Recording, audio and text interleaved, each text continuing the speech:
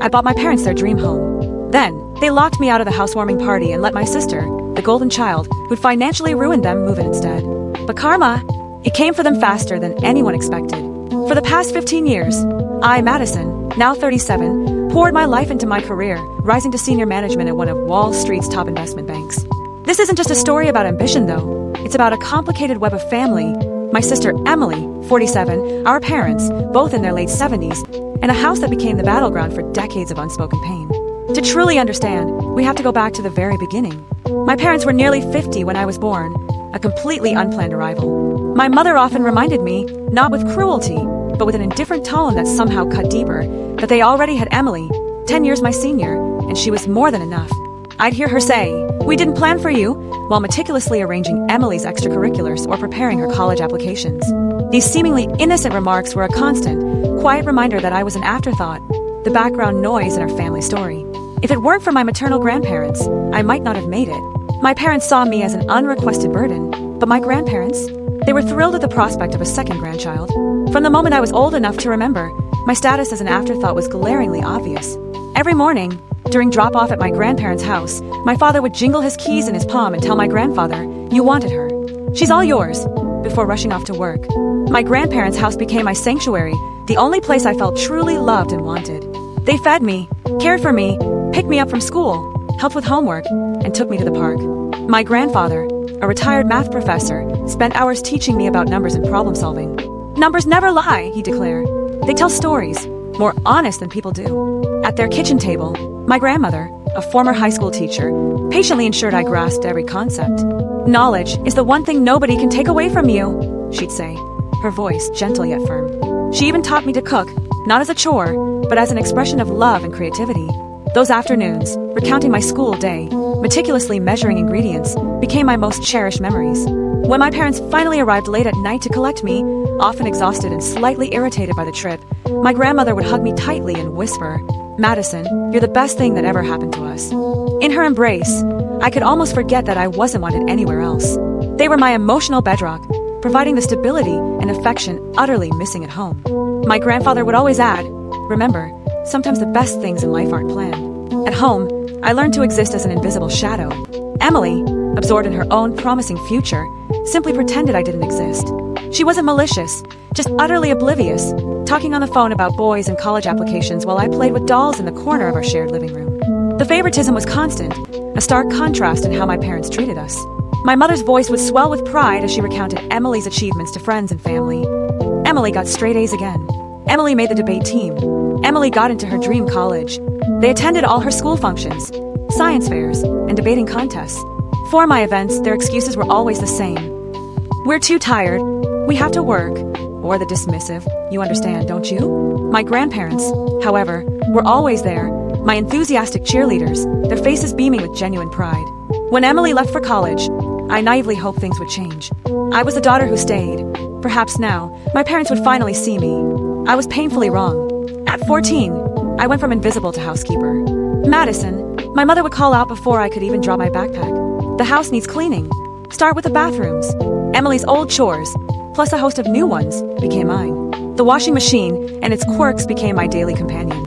Cleaning, cooking, maintaining a home for parents who barely acknowledged my existence felt like an endless, thankless loop.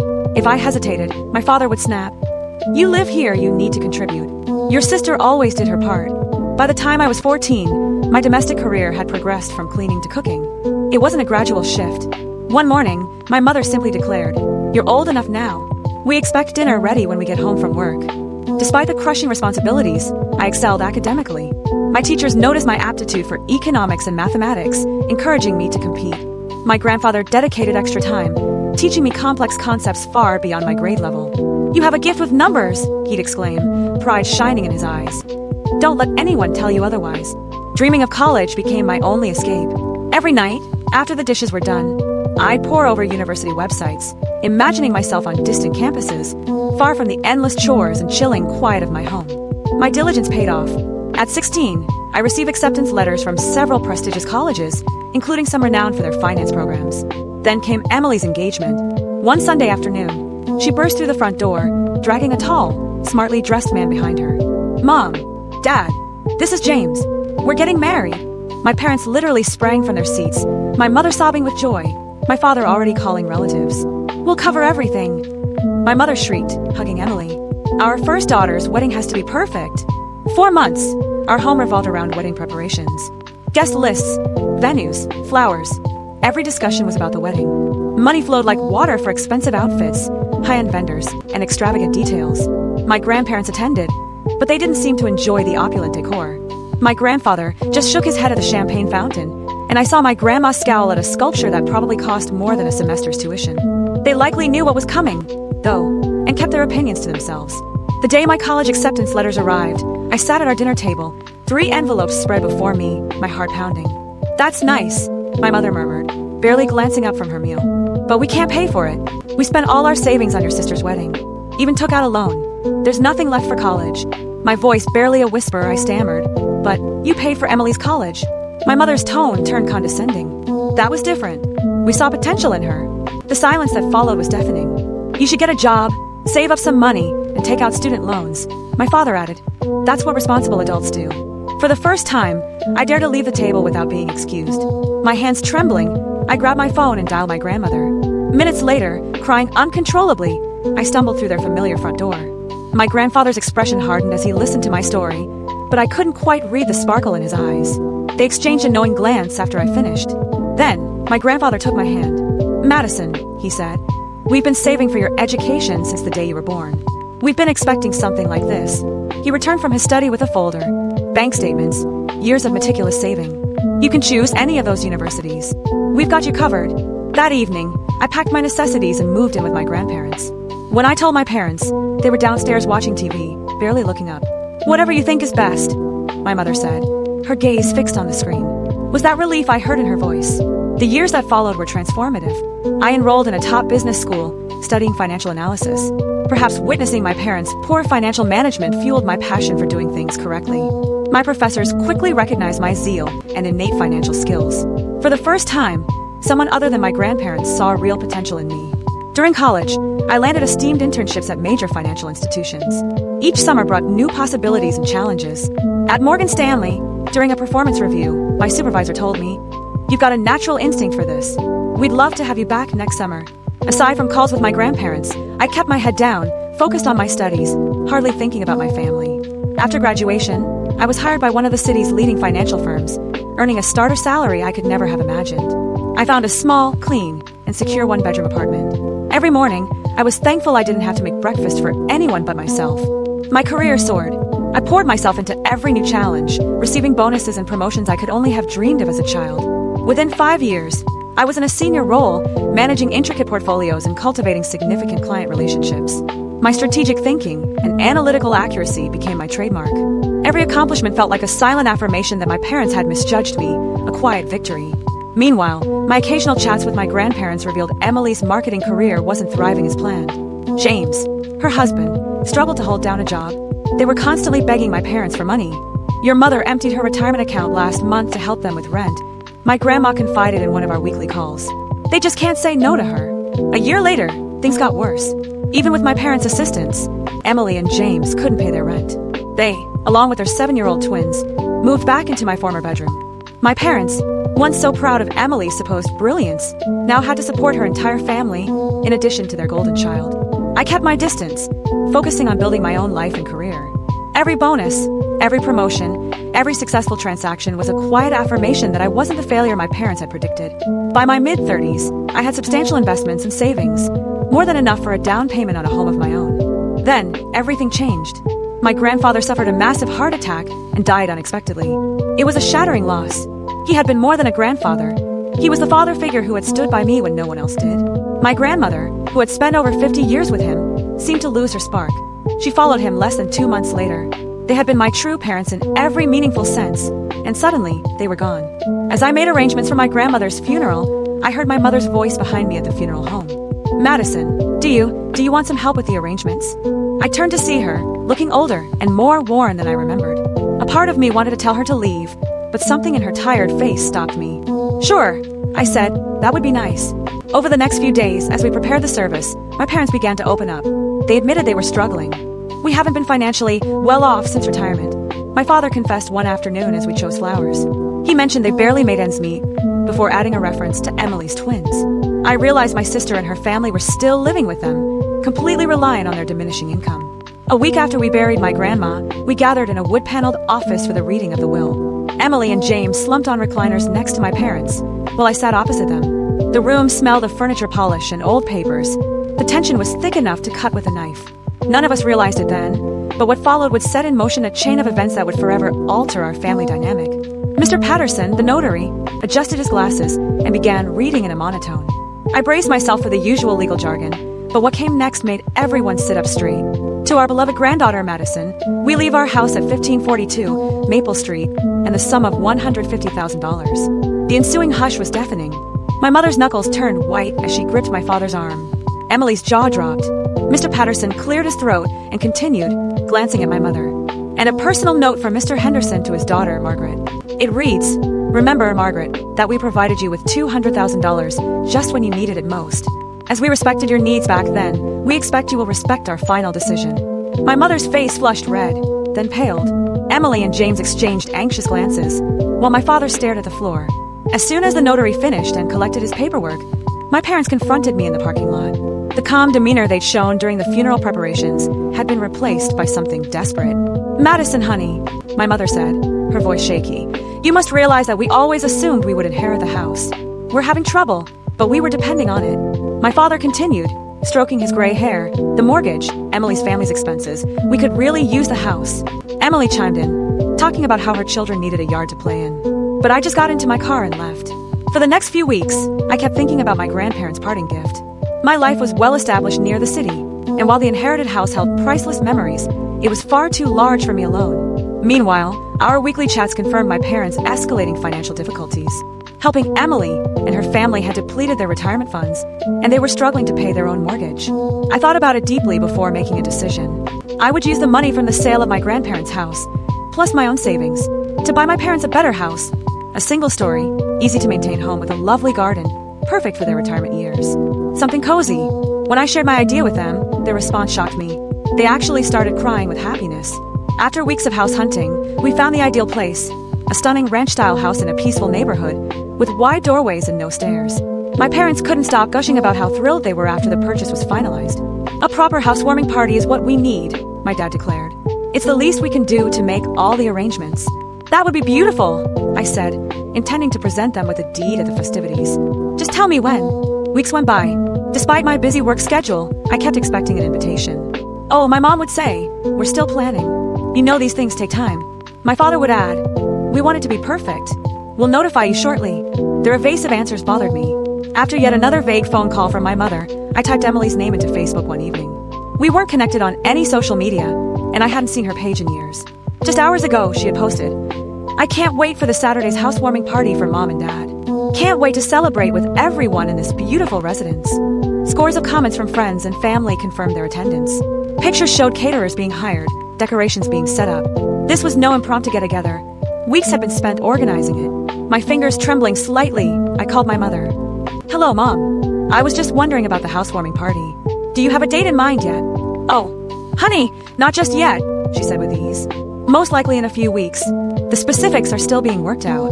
Everyone, apparently except me." As that Saturday drew near, I faced a choice. Should I confront them? Should I just let it go? How could they exclude me from the celebration after everything that had transpired, after I had bought them this house? I would eventually find out, but not in the way I anticipated. On Saturday, I parked a block from the house I had purchased for my parents. Through the windows, I could see dozens of people mingling. Emily's social circle, friends, relatives. My father offered tours of my house, while my mother, dressed in her special occasion pearls, welcomed guests at the entrance. Twinkling lights and welcome banners adorned the mansion. Laughter and music spilled out onto the street. It was obvious they had spent weeks organizing this housewarming celebration, to which I was not invited. For a while, I sat in my car and watched. Emily's twins chased each other past crowds of admiring grown-ups. Through the wide bay window, I could see moving boxes with Emily's handwriting on them, stacked in the corner. The process of relocating her family's possessions had already begun. I took a deep breath, then snuck in through the side door. The aroma of flowers and catered cuisine filled the house. I followed my father's voice, finding him speaking to a gathering in the living room. "After all these years of hard work, we finally did it," he proclaimed. "Bought our dream home." My mother excitedly added, Don't forget about Emily. She helped so much with the down payment. Such a wonderful daughter, always thinking about family first, unlike some people. In response to a question about me, she casually said, "Our younger daughter hasn't helped us at all. Too busy with her career to care about family." Heat sprang to my face as I stood in the doorway.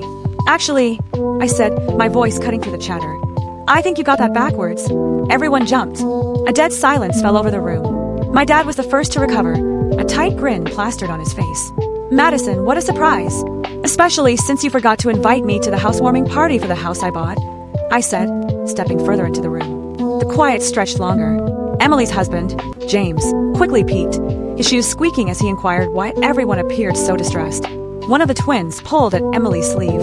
"You bought it, yes," my mother said with a hint of abrasiveness. "But it's ours now. You can't expect eternal gratitude." My father, gaining confidence with heads nodding around him, added, "That's right. And frankly, you're not welcome here. This is a family gathering. And Emily and her family will be living here too," my mom added. "They've already sold their house. It's all arranged. The twins need a stable home." I extracted a folder from within my bag. "You seem to be confused about something," I remarked, holding out the ownership and deed documents. "This house belongs to me. I never signed it over to you." The color drained from my mother's face, turning from pale to ashen. My father began to ramble about his responsibilities to his family. Emily's self-assured grin broke, morphing into a look of panic as she realized her elaborate preparations were crumbling. Despite my shaking palms, I maintained a firm voice. "I was planning to give it to you tonight. I thought this could be a fresh start for all of us. Instead, you've shown me nothing has changed." "You can't do this," my mother shrieked. "We're your parents." "No," I said softly, looking her directly in the eye. "You're just the people who gave birth to me. My real parents, my grandparents, taught me that family means more than blood. They also taught me about finances, which is why I own this house and you don't." I turned to address the astonished visitors. "I'm sorry, but this party is over. This is my house, and I'm asking everyone to leave." My parents, Emily, James, the twins, and all of their guests departed in tears. From the porch, I watched them drive off one by one until the street was deserted. In the yard, the ornamental lights continued to sparkle mockingly. Inside, half-empty drinks and discarded food plates covered every surface. The house, which was supposed to be my gift of reconciliation, ended up being the last straw in our relationship. A few weeks later, I found out they had purchased a cramped apartment using the proceeds from the sale of their previous home. 3 generations were crowded into a 2-bedroom space when Emily, James, and the twins moved in with them. They tried calling me all the time at first. Their voicemails varied between angry accusations. "You've become so heartless, just like your grandparents warned us you would," and guilt-tripping. "How could you do this to your own family?" I disabled their social media accounts, emails, and blocked their phone numbers. It was a clean break, a reminder of everything that went wrong in our family. The house now stands empty. I have an appointment with a real estate agent tomorrow. It's not worth attempting to mend everything. Like old photos in a dusty album, some relationships are better left in the past. I've made a promise to myself. When I eventually have kids of my own, they won't ever need to win my affection or vie for my attention. Unlike my parents, I will love my kids just as much, and without conditions, just as my grandparents loved me.